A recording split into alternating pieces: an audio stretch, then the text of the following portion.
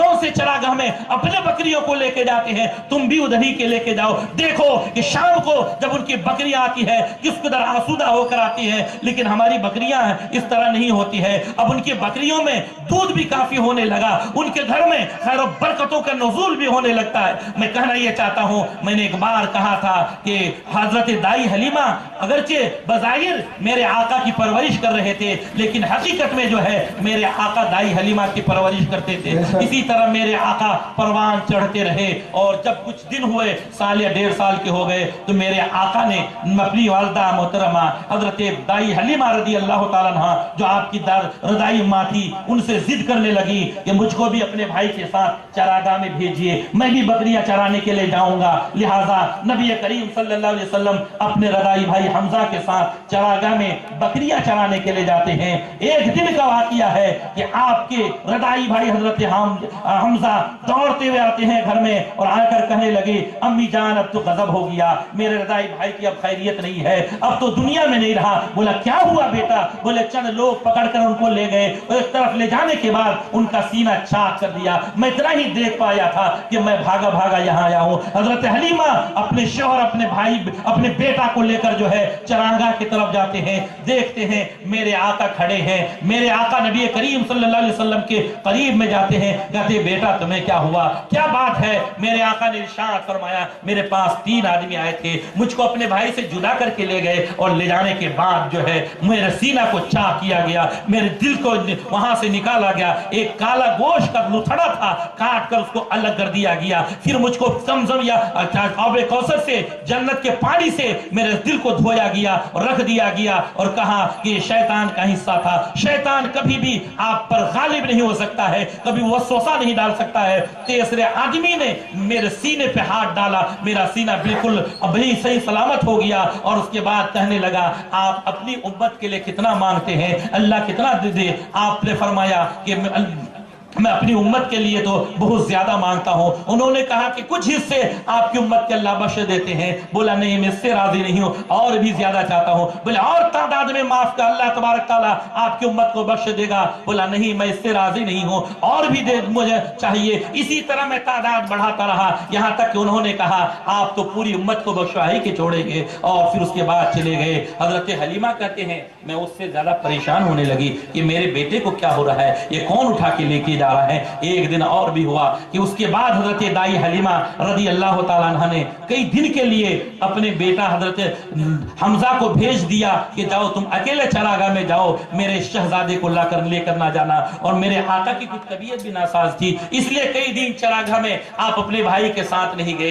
एक दिन चरागाह से आपका रदाई भाई हमजा दौड़ता हुआ आया और आकर कहने लगा, अम्मी जान गजब हो गया। बोले क्या हुआ? बोले हमारी बकरियों में सबसे चहीती बकरी के जो सबसे चहीता बच्चा था, भेड़िया उठाकर लेकर चला गया। इतना सुनना था, नबी करीम सल्लल्लाहु अलैहि वसल्लम दीवाना वार चरागाह की तरफ जाते हैं, और चरागाह में जाकर आवाज लगाते हैं, किस भेड़िए की ये हिम्मत है कि मेरे बकरियों के बच्चा को उठाकर ले गया है, जो भी उठाकर ले गया है फौरन लेकर आ जाए। मैं कहना ही चाहता हूं, भेड़िया अगर किसी बच्चा को लेके गया था, क्या अब तक वो जिंदा रहा होगा? भेड़िया अगर किसी बच्चा को ले गया होगा, अब तक तो अपनी खुराक बना दिया होगा। लेकिन फिर मेरे नबी का यह फरमाना कि कौन बेच ऐसा है भेड़िया है जो मेरे बकरी के बच्चा को लेकर गया है, जो भी लेकर गया है फौरन लेकर आओ। ये नबी का फरमाना था, ये गैब का मुशाहिदा था। मेरे नबी का इतना फरमाना ही था कि देखते हैं एक भेड़िया अपने मुंह में उसी बच्चा को सही सलामत नबी की बारगाह में लाकर हाजिर कर देते हैं, और दस्ता बस्ता अर्ज करते हैं, हुजूर यकीनन हमने आपकी बकरी के बच्चा को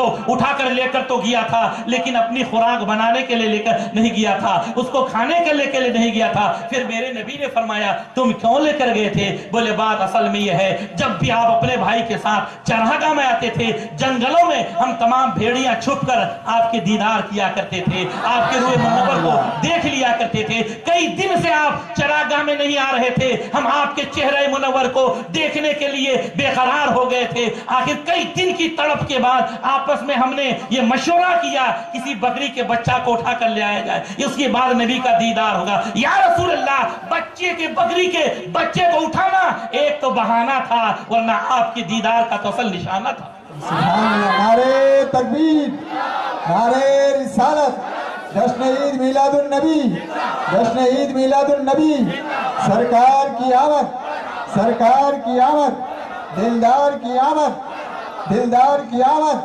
مکی کی آمد، یاسی کی آمد، مختار کی آمد، مختار کی آمد، نعرے تکبیر، نعرے رسالت۔ بہتر سے بھی بہتر اور اعلیٰ سے بھی اعلیٰ ہے، خالق نے خود جسے اپنے نور سے ڈھالا ہے، واللہ واللہ کا محبوب نرالا ہے، مکے میں ہوا پیدا گھر گھر میں اجالا ہے، سبحان اللہ، ظاہر میں پالا ہے میرے سرکار کو حلیمہ نے، حق یہ ہے کہ حلیمہ کو سرکار نے پالا۔ بے شک سبحان اللہ۔ اس کے بعد حضرت حلیمہ کہتے ہیں کہ میں کچھ پریشان رہنے لگی اس واقعہ کے بعد، پھر اس کے بعد میں نے سوچا 2 سال کی مدت ہو گئی تھی کہ میں ان کو لے کر مکہ المکرمہ لے کر ان کے دادا کے پاس لے کر پہنچا دوں، لہٰذا حضرت نبی کریم صلی اللہ علیہ وسلم کو لے کے جاتے ہیں، اور پھر لے جانے کے بعد میرے آقا کو 2 سال کی مدت ہوئی تھی، لے جانے کے بعد جو ہے راستے میں کچھ واقعات بھی ہوتے ہیں، دل کی تمنا بے قرار تھی، بے چین تھے، دل کی آرزو یہ مچل کر کہہ رہی تھی کہ نبی کو جدا نہ کیا جائے۔ پھر وہ عرض و معروضات کے بعد پھر حضرت حلیمہ کہتے ہیں میں لے کر نبی کو پھر واپس لے کے آتے ہوں، اور پھر جب 3 سال کی مدت ہوتی ہے پھر نبی کریم صلی اللہ علیہ وسلم کو لے کر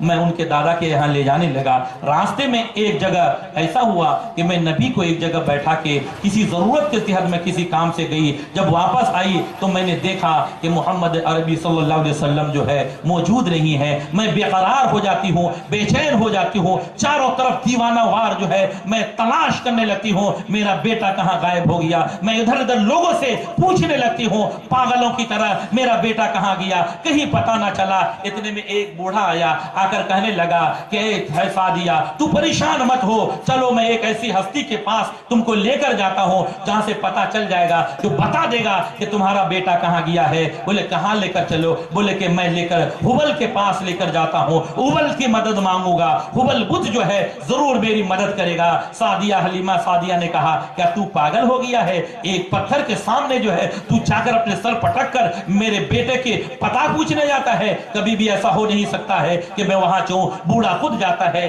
جانے کے بعد اس پتھر کے سامنے جو ہے اس صنم کے سامنے جا کر ماتھا ٹیک کر کہنے لگتا ہے اے قریش کی مدد کرنے والے، اے یہاں کے عرب کے لوگوں کی مدد کرنے والے، ہر ضرورت کو پوری کرنے والے، اے میرے معبود ذرا بتا دے کہ حلیمہ کا بیٹا کہاں ہے۔ پتھر منہ کے بل سر گر جاتا ہے، وہ ہبل جس کے پاس یہ مدد کرنے کے لیے مانگنے کے گیا تھا وہ گر کر اپنی بے کسی اور بے بسی کا اظہار کرنے لگتا ہے، اور پتھر سے آواز آتی ہے کہ تو اس کی پتہ پوچھنے آئے ہو؟ وہ تو ہمارا ستیہ ناش کرنے کے لائے ہیں، دنیا سے ان معبودان باطل کو تباہ کر کے انسانیت کی پیشانی کو ایک رب کی بارگاہ میں وہ جھکانے کے لیے آیا ہے۔ ان کے نور سے پوری کائنات روشن منور ہو جائے گا اور مومن کا دل جگمگائے گا۔ تو ہم سے کیا پتہ پوچھ رہا ہے؟ ہم تو بے کس ہیں۔ وہاں سے وہ بڈھا چلا جاتا ہے۔ حضرت حلیمہ سعدیہ چاروں طرف جب ڈھونڈنے لگے اس بات کو عبد المطلب تک پہنچ جاتی ہے، وہ اپنے کچھ لوگوں کو لے کر تلوار سونت کر باہر نکلتے ہیں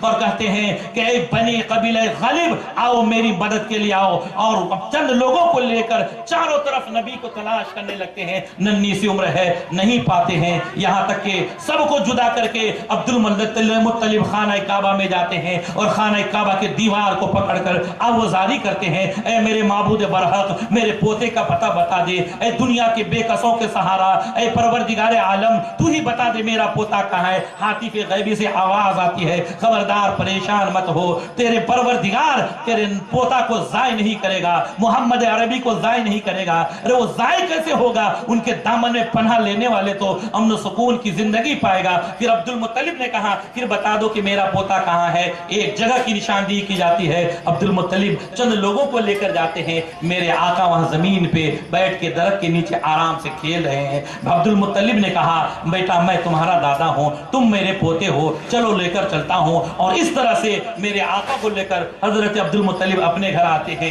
اور پھر مکہ میں اپنے دادا کے گھر میں آپ رہتے ہیں. آپ میرے آقا کی زندگی کو اگر دیکھیں، بچپنے کے عالم میں جو ہے آپ پیدا ہونے سے چند ماہ 4 ماہ پہلے آپ کا والد کا انتقال ہوتا ہے. کچھ سالوں کے بعد جو ہے آپ کی والدہ کا انتقال ہوتا ہے اور پھر اس کے بعد جو ہے آپ اپنے دادا کی کفالت میں رہتے ہیں. ایک وقت آتا ہے آپ کا دادا کا سایہ بھی سر سے اڑ جاتا ہے. میں رب کائنات کی بارگاہ میں دستہ بستہ عرض کروں، پروردگار یہ کیسا معاملہ ہے؟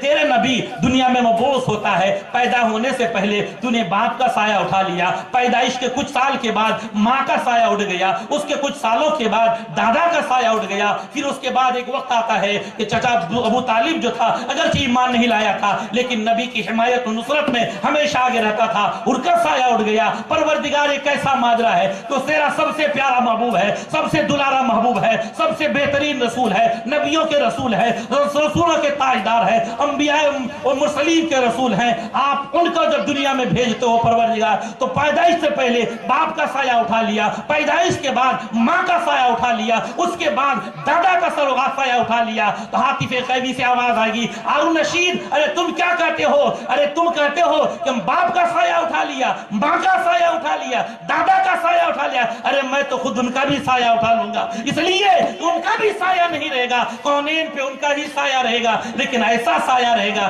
کہ نظر نہیں آئے گا. سبحان اللہ. میرے نبی پر کسی کا بھی سایہ نہیں رہے گا اور میرے نبی کا بے دیکھا سایہ سب پر رہے گا. بے شک ایسے نبی ہیں. آپ نبی کی زندگی کو آپ دیکھیں. ایک وقت آیا تھا خانہ کعبہ کی تعمیر ہو رہی تھی، نبی کونین صلی اللہ علیہ وسلم بھی تھے.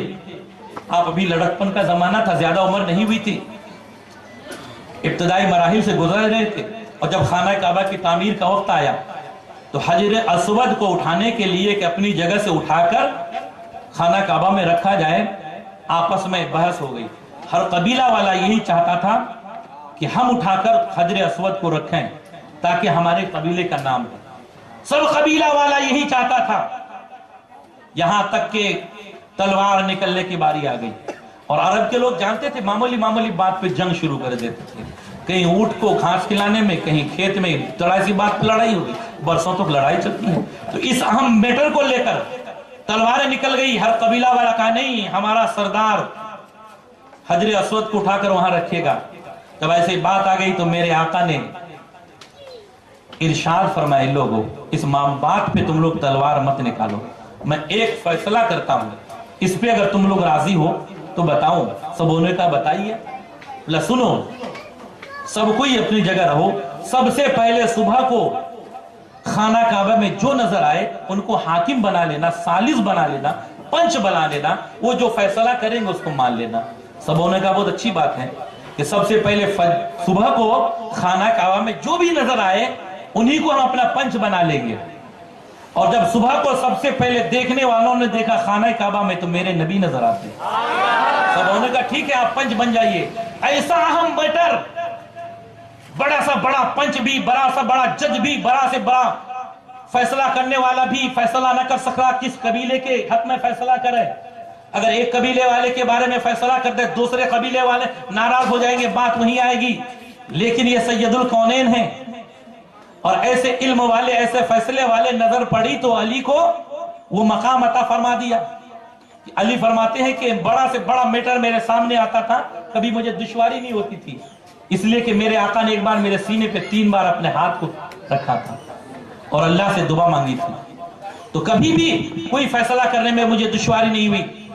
نبی کریم صلی اللہ علیہ وسلم کو سب نے اپنا پنچ بنوا لیا، اپنا حاکم بنا لیا اور کہا ٹھیک ہے آپ جو فیصلہ کریں گے ہم اسی فیصلہ کو مانیں گے. میرے آقا نے فرمایا ایک چادر لاؤ. چادر منگایا گیا. میرے آقا نے حجر اسود کو اٹھا کر اس میں رکھ دیا. بولا ہر قبیلے کا سردار چادر کو پکڑ لے اور اٹھا کر یہاں سے وہاں رکھ دے. اور ہر قبیلے والوں نے چادر کو پکڑ لیا. اس چادر میں حجر اسود کو رکھ دیا گیا اور پھر جہاں نصب کرنا تھا اٹھا کر لے کر گئے. ہر قبیلے کا سردار اس میں شامل ہو گیا اور ہر قبیلے والوں نے سمجھا کہ اس میں ہم نے شریک ہو گیا، ہم اس میں حصہ دار ہو گیا. کسی قبیلے والے کو میرے آقا نے محروم نہیں کیا. اور ایسا میٹر جس میں جنگ کی نوبت آ جاتی میرے آقا نے ایک لمحے میں فیصلہ کر دیا. نبی کریم صلی اللہ علیہ وسلم کی ذات ہے جو اللہ تبارک تعالیٰ نے احکم الحاکمین بنا کر دنیا میں جو